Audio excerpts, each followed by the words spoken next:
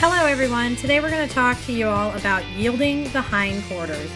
Yielding the hindquarters are particularly useful when you're doing one-rein stops and will help you gain control of your horse's hindquarters while under saddle. The goal here is to make sure that your horse is crossing his inside leg over his outside leg while relatively keeping his head bent. That's the end goal here. And also keeping his inside front foot still and not walking around. You don't have to have a stick and string or a lunge whip or anything like that, but it's helpful. So the first thing that you're going to do is you're going to walk even with or behind the horse's drive line, and you're going to want to tip their head into you. That will help stop the forward movement and help them pivot on that front inside foot. Then you're going to ask by tapping the air 4 times. If that doesn't work, you're going to start tapping their butt 4 times. And if that doesn't work, then you're going to smack their butt. At first, if they just give you 1 step to the inside, they have to cross over.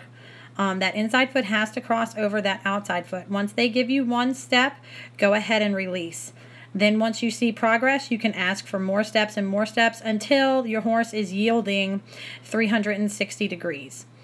You may encounter a problem where your horse starts anticipating you, like right there. See how I'm going back and forth, rubbing her butt, then rubbing her withers. I'm trying to keep her from anticipating and letting her know that, hey, every time I go back there or every time I put my stick back there, I'm not asking you to yield your hindquarters.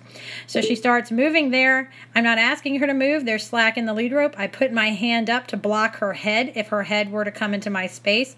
But I rubbed her butt until she stopped moving because she was anticipating what I was asking her to do. So that was a relatively good pivot. She kept that inside front leg still and pivoted around, and she crossed over. So I'm going to ask her again. Actually, I'm not asking her again right now. She's anticipating me, so I'm just going to rub her till she stops. And I'm even going to go back there and rub her to let her know that every time I go back there, you don't have to yield your hindquarters. You only have to yield your hindquarters when I go behind the drive line and I change my body language. So if you notice, when I do ask her to yield, I will go behind her and I will kind of crouch down and get into, I don't want to say an aggressive stance, more like an assertive stance.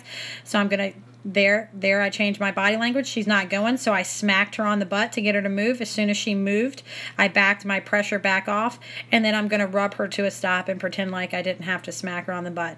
Now, you don't need to go 0 to 100 and go from tapping the air gently to beating the crap out of their butt. Just give them a little tap at first, and if that little tap doesn't work, then gradually increase the pressure, because otherwise they're going to think you just exploded on them and their mind's going to be blown.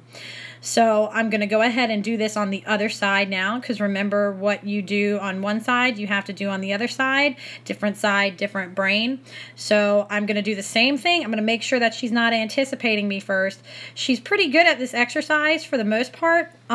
So she does anticipate me quite a bit, especially when I have that stick. She doesn't particularly need the stick. I can do it with her just off a look, and I will show y'all an example of that in a minute. And you can even go a step further and have them moving off pressure that you're putting on them with your fist, and that is going to emulate what it would be like if you were to ask them to yield their hindquarters under saddle.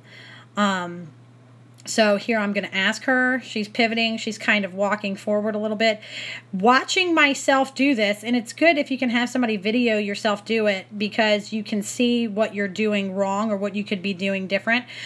If I was giving this person, which is myself, advice on what they could do better, I would make sure that I had my hand that's holding the lead rope up just a little bit more in case she decides to bring her head into my space, and then her head could just kind of run into my hand. Because you want to make sure that your horse's head only comes into your space when you invite them to. See how my hand's down right there? If she was not familiar with this exercise, I certainly would have that hand that had the lead rope up closer to my head to block her head. head from running into me. She doesn't generally have a problem running into me, but if your horse did have an issue with that, just go ahead and hold your hand up high, and if they come into your space, just have them run into your hand, and that will get rid of some of the pushiness. A lot of the slower, lazier, pushy horses will have the tendency to do that. So let's recap really quick. I'm going to change my body language. I'm going to tap the air, and I'm going to make sure her head is just a little bit flexed. Once they get better at this, you won't have to flex their head. The only reason you're flexing their head is to stop some of that forward movement. See, she moved that inside back leg when I stopped her. I should have made her keep going until she kept that inside front still and pivoted on it. But she's still kind of anticipating me here, so I'm just going to stand here and rub her a little bit till she relaxes and stops anticipating me. So I change my body language, tap the air.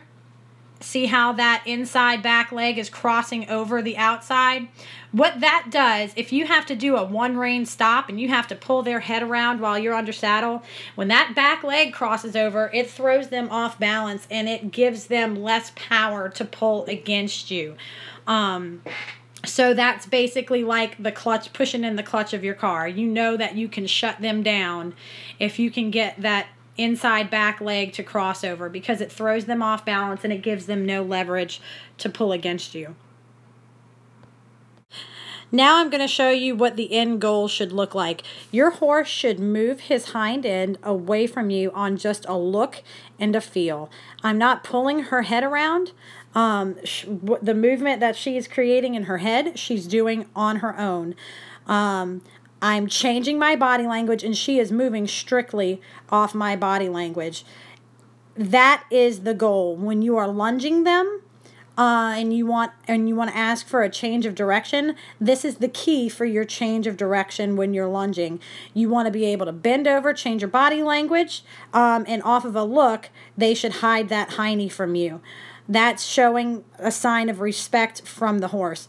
And since I don't have my stick here, I'm just going to rub her. She's relaxed. She's cocking her back leg. I'm going to rub her in the area that I was applying pressure on and let her know that she did a good job, and also prevent her from anticipating me. Again, you need to be able to get back there without them always thinking you're going to yield their hindquarters.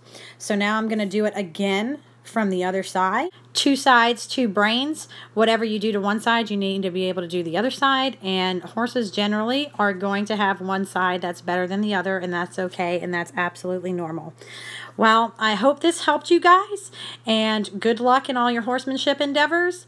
Thanks for watching. Please subscribe.